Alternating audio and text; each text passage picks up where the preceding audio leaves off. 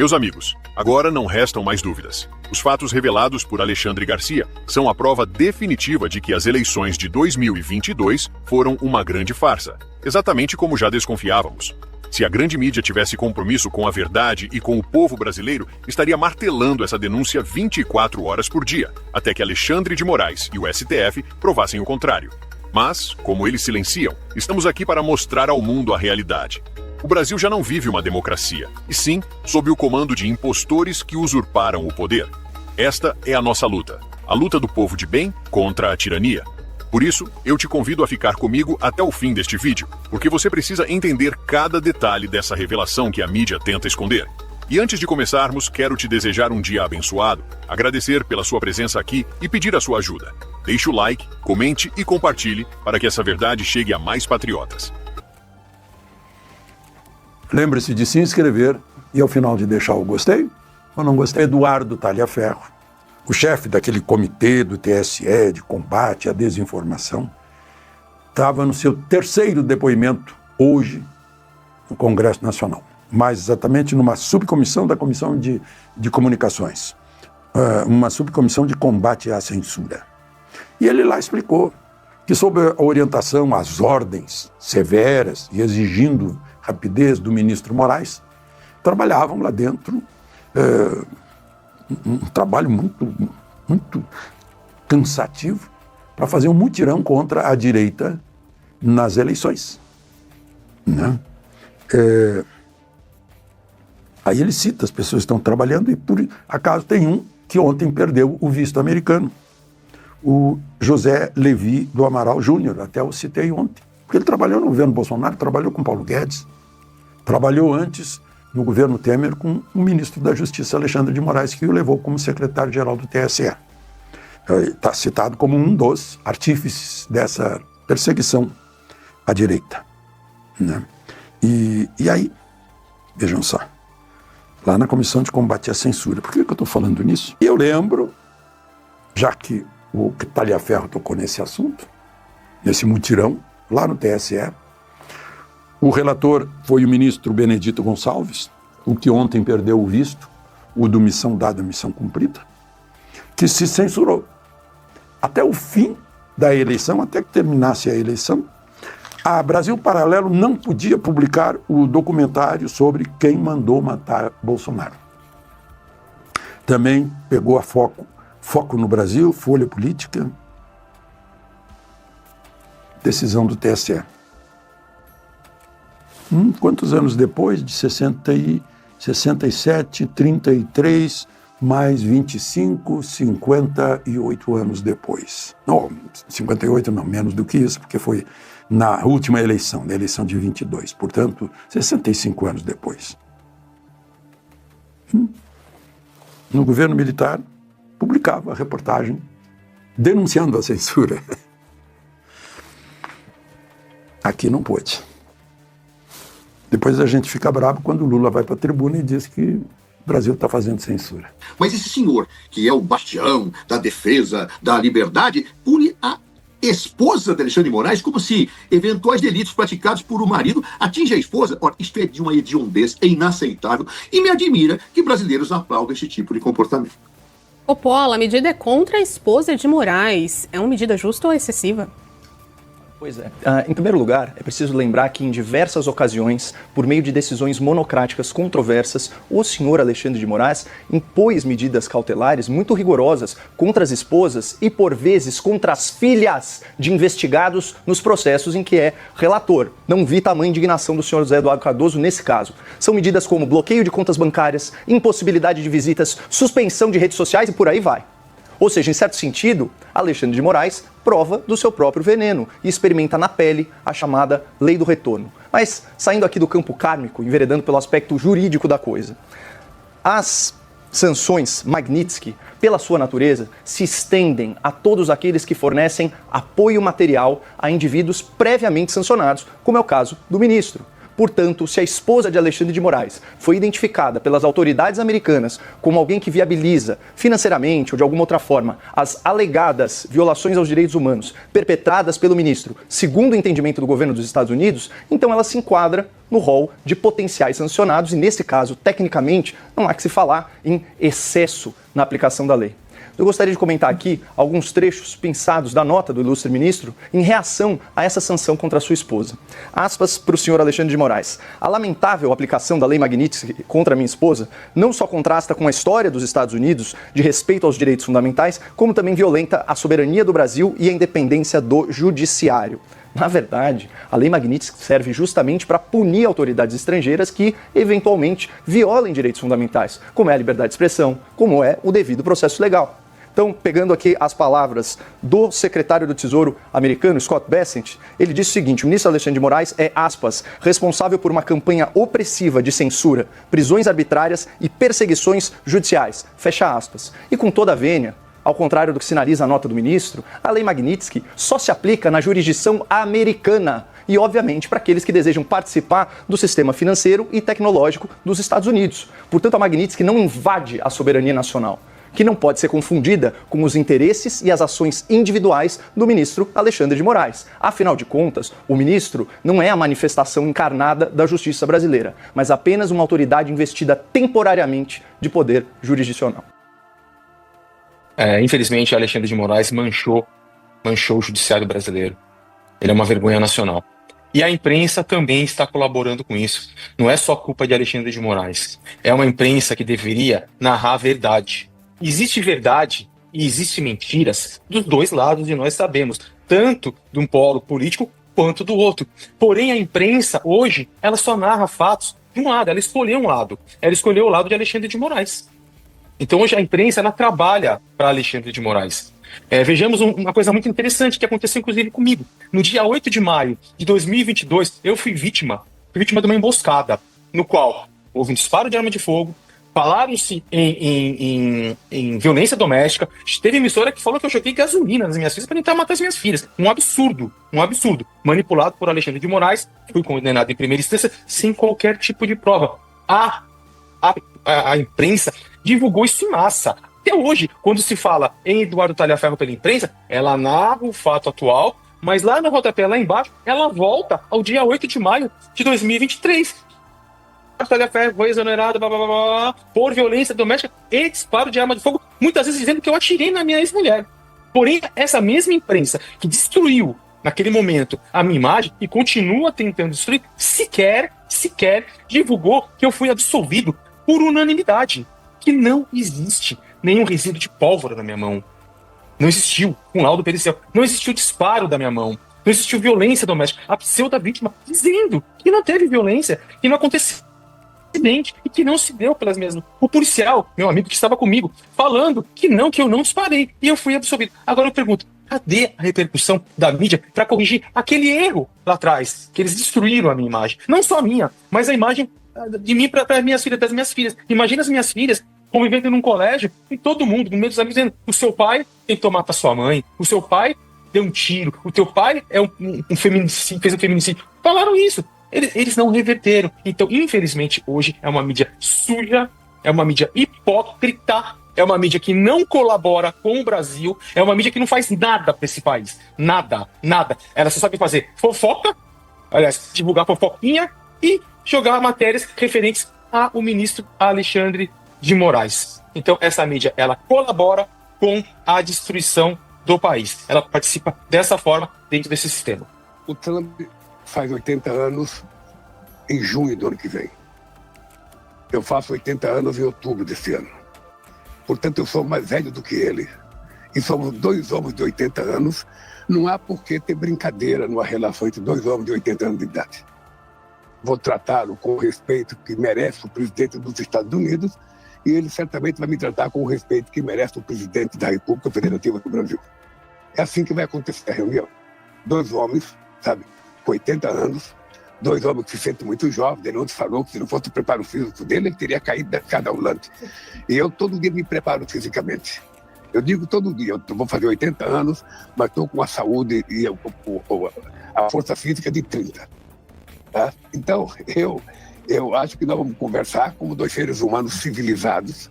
Não existe espaço para brincadeira, porque existe espaço e necessidade de conversar seriamente sobre os conflitos. E, obviamente, que eu vou colocar na mesa os problemas da ótica do Brasil e ele vai colocar da ótica dos Estados Unidos. Uma conversa começa assim. Depois, nessa conversa, vamos ver o que vai acontecer. Eu estou muito otimista porque eu acredito muito na relação humana. Eu não sei quantos políticos no mundo acreditam na relação humana como eu acredito. Eu acho que tudo pode ser resolvido quando duas pessoas conversam. Eu acredito muito no poder de convencimento das palavras. E como eu sou muito verdadeiro, sabe? Eu quero que ele saiba do Brasil aquilo que é verdadeiramente do Brasil. Eu quero que ele me diga qual é as informações que ele recebeu do Brasil. Eu quero saber qual é o problema com relação ao Brasil. Sabe, se o Trump está preocupado com o trabalho do povo americano, é um direito dele, e é justo que ele esteja preocupado. Se ele acha que é preciso taxar um ou outro produto porque é preciso evitar, sabe, muitos produtos estrangeiros nos Estados Unidos, é um direito dele. Eu, de vez em quando, faço isso no Brasil.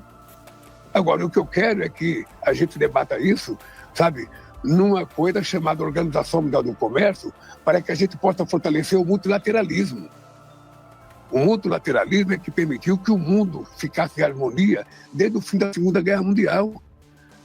Então nós temos muita coisa para conversar. Muita coisa. Eles se dividiram, Augusto.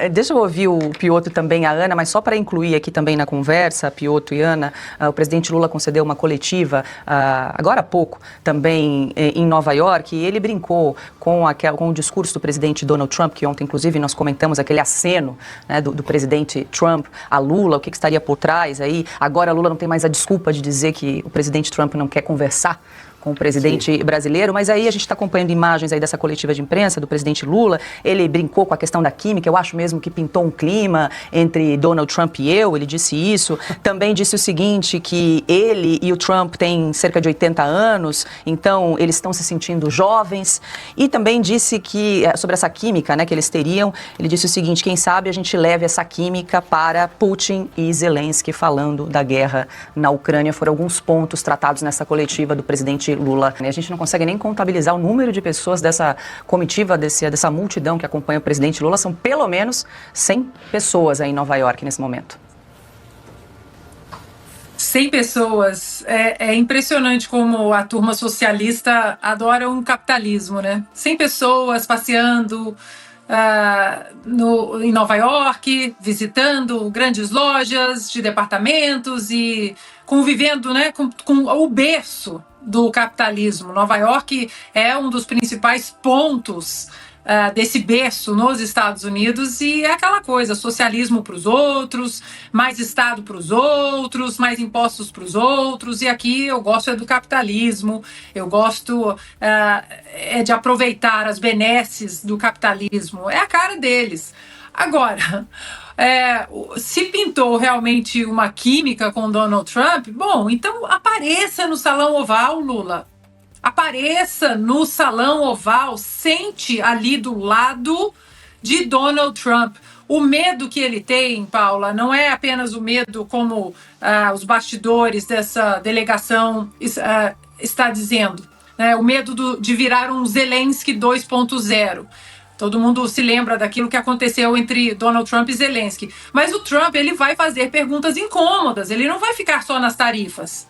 Ele vai falar de algumas coisas bastante incômodas para este governo do Brasil, que anda de mãos dadas com Hamas, com o Irã, com o Hezbollah, que tem células, que está diante de células do Hezbollah no Brasil e que não está fazendo nada em relação a isso. O Lula, que hoje é persona não grata em Israel, os navios iranianos no porto do Rio de Janeiro. A lista é enorme.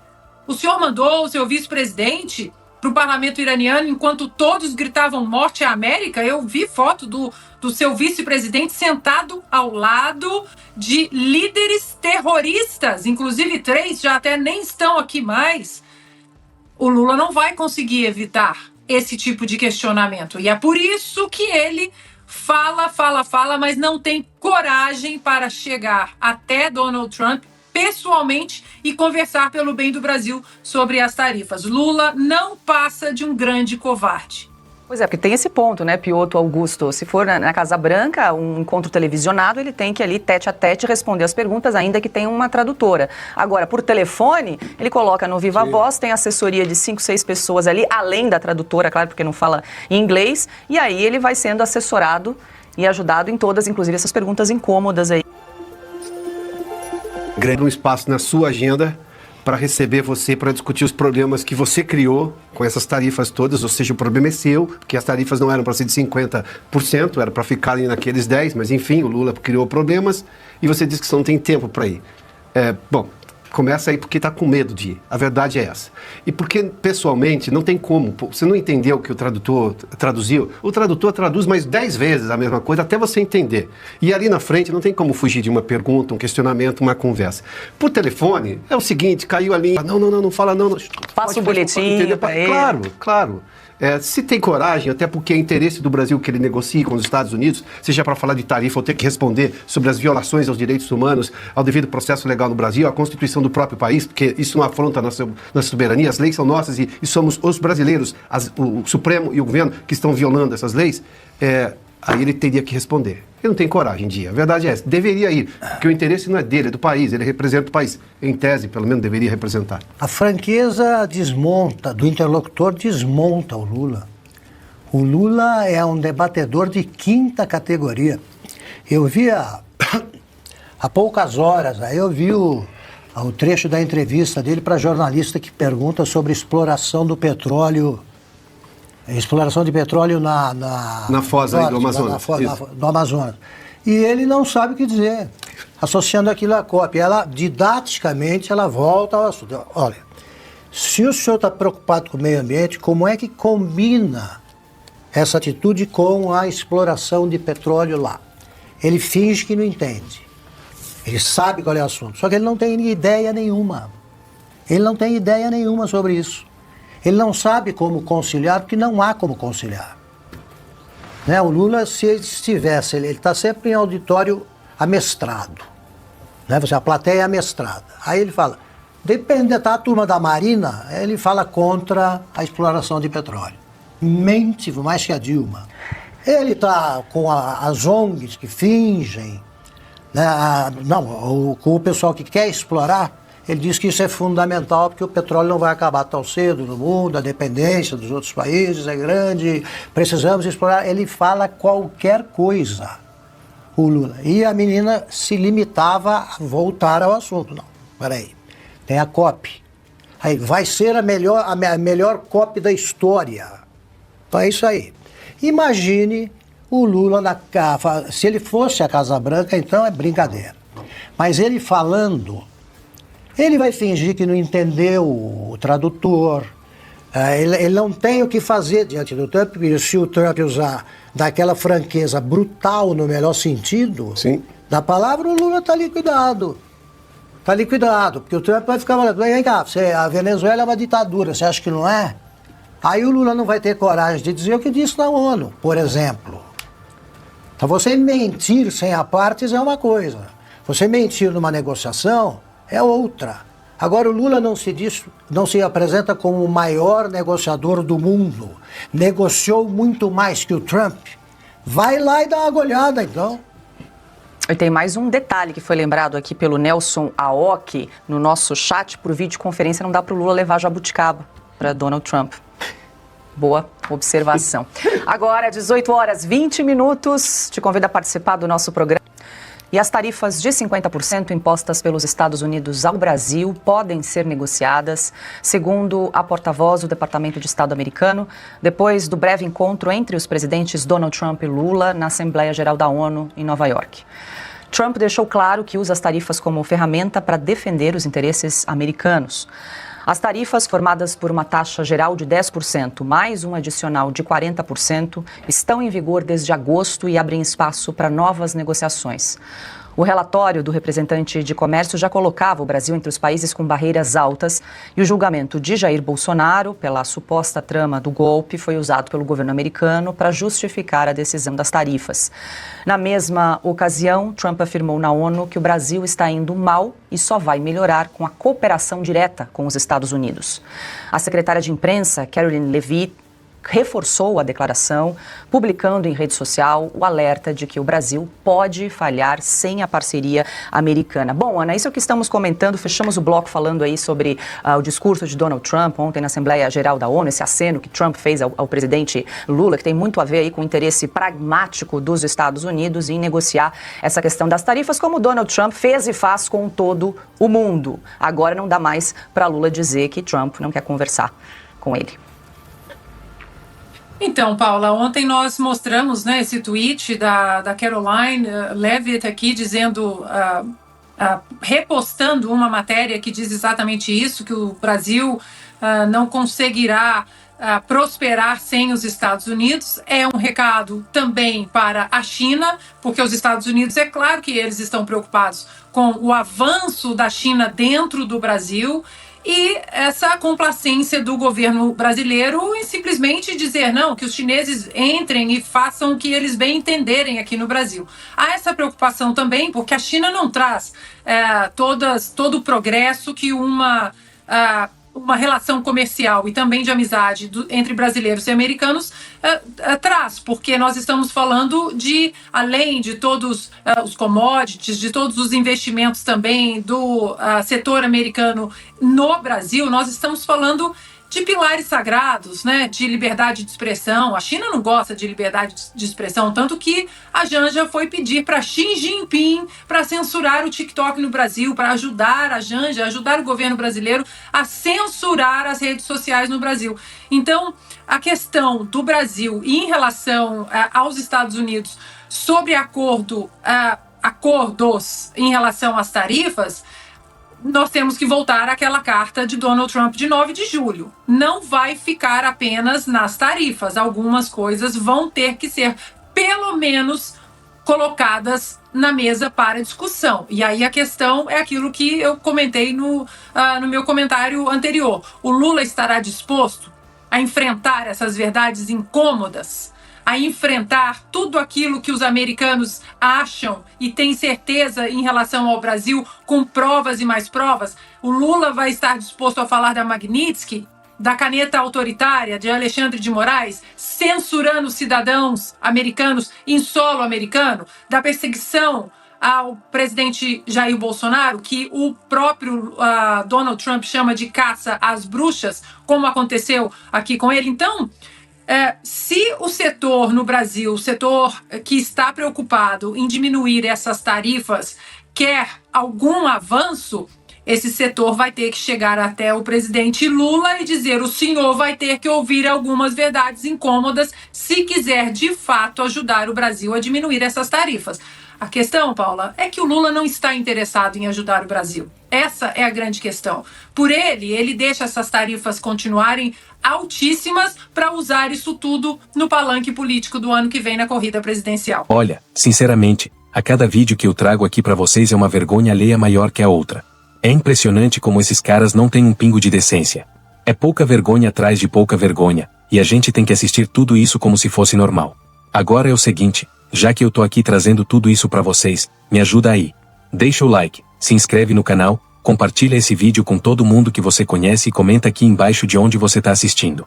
Vamos espalhar a verdade, porque só assim a gente vai fazer barulho.